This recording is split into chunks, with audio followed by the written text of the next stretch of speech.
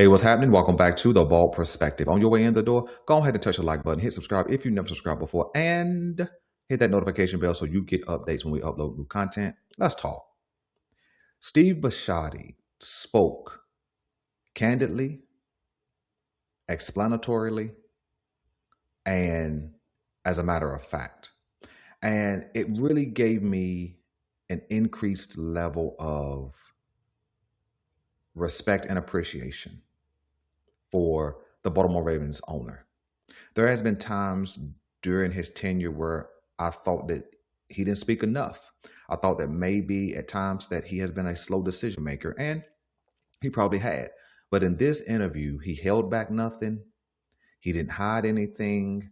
He didn't speak covertly. He didn't speak in subliminal messages. He just spoke openly and honestly. I didn't think that he was trying to manipulate the question. I thought he came right at it. I thought he was prepared and he knew what he was going to be asked by the reporters, and he knew what his answers would be. So I appreciate that level of insight that he provided, that level of information that he gave in this interview. And I walked away from this press conference with the mindset that Bisciotti is plugged in. Even if he's working from home, working remotely, as he said a couple of different times that he invented remote work, right? He knows what's going on. And he is listening to the social media streets, right? Sounds like in a lot of aspects, even more than maybe the national sports commentary. And I would imagine because of his busyness, he's probably a Twitter/X follower, mostly because you can get that almost instantly in small nuggets versus a long drawn out YouTube video or something clipped up. So he's probably a Twitter follower. Nevertheless, one of the things that let me know that he's plugged in and he's aware is when he speaks candidly about how Justin Metabike's injury is probably what led to the drop off for Calvin Noy, and how that also impacted Travis Jones having to play without both Metabike and Broderick Washington. And then he goes on, right, to speak explicitly about how players who were supposed to develop did not develop, which I think is kind of a foundational piece and point of why John Harbaugh had to be moved on from. Because when players don't develop, that is a coaching issue. But let's take a listen to what he said exactly, and then we'll come back and pick up with where we were. I think the coaches have to take a lot of that too, because I think that sitting here last year, everybody said that it was our offensive line and our pass rushing, because Eric had to replace 3 offensive linemen, and he did it, and it worked well. And I think we finished second in sacks last year after everybody was calling that our 2 weaknesses. We got in here, and those are the exact same things that everybody said. I think Metabike is part of the reason why Kyle Van Noy went from 10.5 12 sacks to 2. I think it was a domino effect. I think it was a trickle effect. I think Travis Jones being with Broderick on and Metabike gone, God bless Travis. I think he did the very best he could. But if he had had Metabike next to him, he'd have been singled all year long. And instead, they were able to double him all year long. And so, and I think those offensive linemen didn't improve. And so when I said the coaches, that's what I meant. I think that you can look at a lot of guys on our team that we had expected to take the next step that did not take that next step. And we've got to get to the bottom of that with coaching and scouting. Hey, Steve. Good to see you right here. As far as how important are fan voices when it comes to crafting big decisions, seeing empty seats at halftime at some of these games, or a primetime failure this year, after you guys go through all that you do to put on an incredible spectacle for that game? How important was that? And how do you gauge it? With social media, it can be a really loud voice, and it can be, but a very small minority. How do you go about doing that, and how important is it?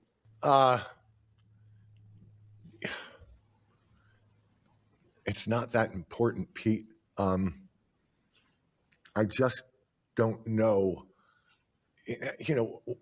I know the volume went up this year, and I know the majority of that turned on John. So when you hear Bisciotti speak about Metabike, Calvin Noy, Travis Jones, and how the offensive line did not develop, and how there was an expectation that particular offensive lineman would have developed, he has to be talking about Voorhees. He has to be talking about Daniel Falele and also Roger Rosengarten. Then he pointed to, hey, that's coaching and scouting, which is a part of what I think has failed the Baltimore Ravens holistically, right? When we are bringing players in through the draft, these dudes are not developing. And so I think that's a part of those positional group coaching decisions that have been letting the Baltimore Ravens down, right? If you think about last year, for an example, although things looked a little better defensively halfway through the season, and all of the scrutiny was on Zach Orr and John Harbaugh for hiring Zach Orr, they brought in Dean Pease to kind of support Zach Orr, right? Well, this past offseason, Chuck Pagano was hired to work with the secondary, if I'm remembering correctly. And the secondary did not improve. And so we can see several guys who just didn't take that next step. You know, when you look at the secondary, Nate Wiggins didn't take the next step necessarily. Malachi Starks didn't really provide any level of excitement to say, okay, he's going to be ready in year 2. Mike Green showed a couple of flashes, but being available for 17 games, you know, you leave that season not excited. You know, you didn't see Adisa Isaac take the next step. Part of that's because he's consistently hurt. You didn't see David Ajabo take the next step, right? You didn't see the offensive lineman move forward. You didn't see Rashad Bateman take the next step, right?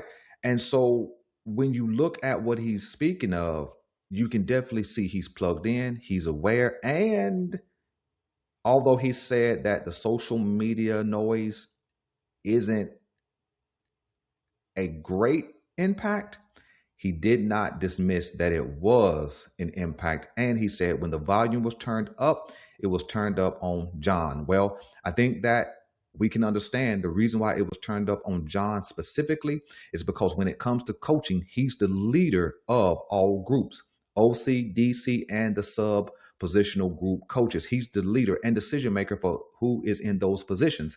And so it's kind of really only one place that volume, that finger pointing, the blaming could be turned up to. So I have an appreciation again for how plugged in Steve Bisciotti is. And this next part really speaks to the friendship and brotherhood that Bisciotti and John Harbaugh had. And I think it did affect me. It was one of the things that I'm putting together. And I'll be honest with you, when you say the effect it had, you know what effect it had on me? I couldn't stand people attacking my friend. So some of the stuff that they talked about with John ate me alive. And so, like I said, part of my feeling like when my instinct says, now's the time, it was, I get to relieve John of all that crap too. And John gets to start anew, and John gets to be the everybody's number one choice to be that. And so I kind of thought again that there is never a good time, but we went backwards the last 3 years. You know, that to me was a bigger thing, but they're putting that on John and John and John and John. And so, you know, part of it to me was, if the narrative is that bad, then we need to shake it up. And like, again, knowing that John didn't have far to fall, it made it much easier for me to make that decision, right? Because I knew it wasn't going to hurt him that bad. And when I talked to him on Thursday, gosh, he was giving me advice to the Ravens, and I was giving him advice to these openings. You see, he speaks to putting John out of his misery.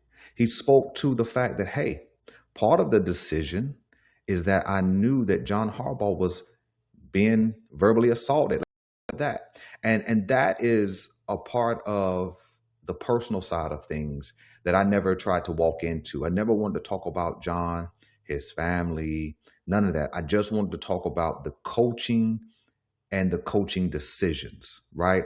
And the thing I appreciate about Bisciotti is he didn't disown the criticism. He didn't say that the criticism that John was receiving was inaccurate.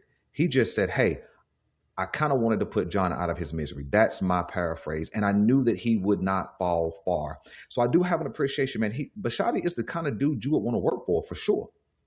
And so, if nothing else, man, I thought that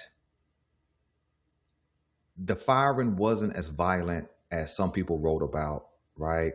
A lot of people wrote from the context of it was this big disagreement, it was a blow up, it was highly emotional, and he fired him, and then he took 2 days to make sure he made the right decision. But that's not what he opens the door and lets us into. In fact, he said, you know what? A part of my holistic decision to move on from John was 2 parts, right? To reset, right? To keep from regressing, because he spoke from a context that I spoke to. I said that we're 2 levels down from where we were just 3 years ago. He spoke the same thing in that last clip. And so, man, I just have a higher level of appreciation for what Steve Bisciotti brought to the table in this interview, or rather a press conference. And man, we have more clips to come to discuss, to give our perspective on. So until the next video, I'm out.